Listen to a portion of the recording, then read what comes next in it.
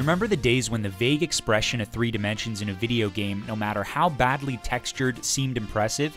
Sure, the perspective had been tinkered with by early Atari games like Labyrinth, and even fleshed out into gorgeous reality in games like Myst, but those were still images. As lifelike as they seemed at the time, they were without depth, so what you were looking at was basically a slideshow. 3D games were just a virtual dream, an implausible feat with the technical capabilities of the consoles at the time. That's when Argonaut Software introduced the Super FX chip, the first 3D accelerator of its kind, and Star Fox, another brainchild of the genius that was and is Shigeru Miyamoto, was its highly touted test subject.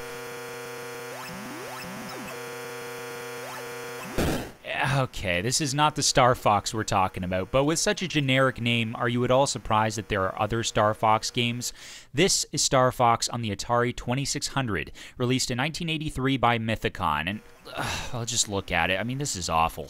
The objective of the game is to pick up these crystals at the bottom of the screen and obviously shoot these guys flying around trying to kill you, but the controls are inconceivably broken. I mean, you can't even move at the bottom of the screen, so you're just a live target for a few seconds, and trying to align your ship with the crystal is a task far too tedious for me to even stand. Awful 2600 title, stay away. There's Awesome Games' shortest review for you. Moving on to Star Fox.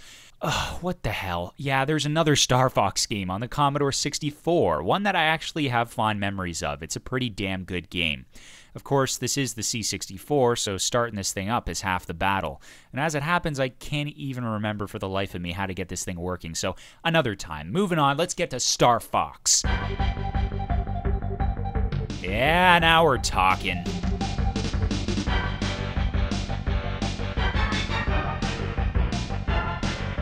Star Fox was a very arcade-like experience, a rail shooter that pit you, Fox McCloud, and your team of anthropomorphic R-Wing pilots against the disembodied space simian Andross and his intergalactic empire. A map screen carried you across 5 or 6 stages before your final confrontation with Andross on the planet Venom. Though technically you could breeze through the game in about an hour or so, Star Fox held a ton of replay value.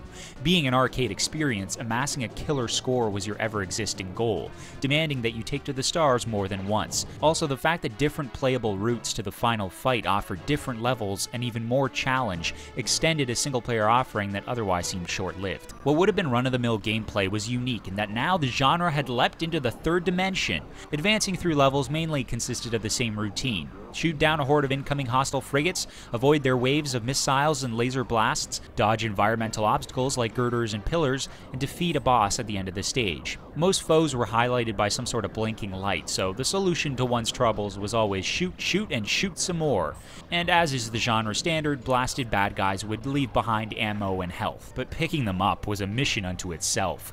The controls in Star Fox were mostly haphazard. While the 3D world, rail shooter or not, allowed a feeling of freedom that had yet to be seen on the consoles, the most vexing tribulation was its prejudiced hit detection. Avoiding StarCraft and energy rounds was a chore. If they got close, you were taking a hit.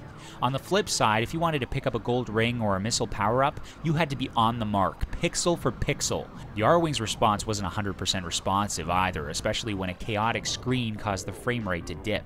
That said, the basic maneuvers of Fox's fighter were solid, barrel rolls and speed adjustments emphasizing the 3D landscape and providing one of the most exhilarating space shooter experiences ever, one that felt oddly reminiscent. That's probably because the tone of the game was steeped in homage. From the opening intro of a giant cruiser slowly careening overhead, to its obviously tributary sequences involving blowing up space stations from the inside, to the graphical effect of entering light speed, to the very style and name of your own vessel, the R-Wing, it's safe to assume that Nintendo and Argonaut were giving their nod to George Lucas's Star Wars.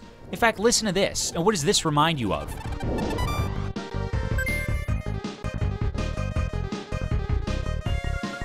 And Indiana Jones was also created by George Lucas.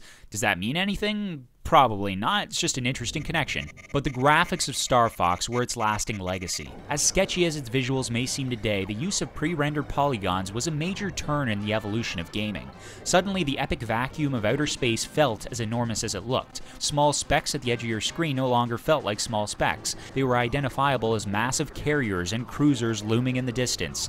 Asteroids raced towards your cockpit, and the fireworks of 1,000 lasers littered the landscape. Bear in mind, graphical ingenuity did come at the cost of detail. Hardware acceleration enabled a 3D experience, yes, but it wasn't the job of the Super FX to populate its polygons with rich quality.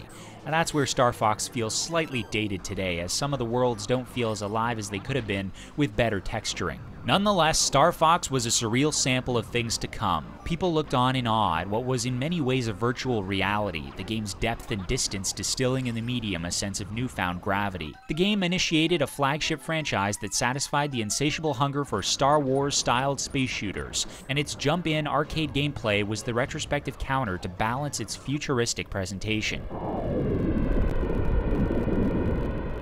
Though a planned sequel was tossed in the bin, the series was soon to make its next graphical leap in a brand new 64-bit cockpit.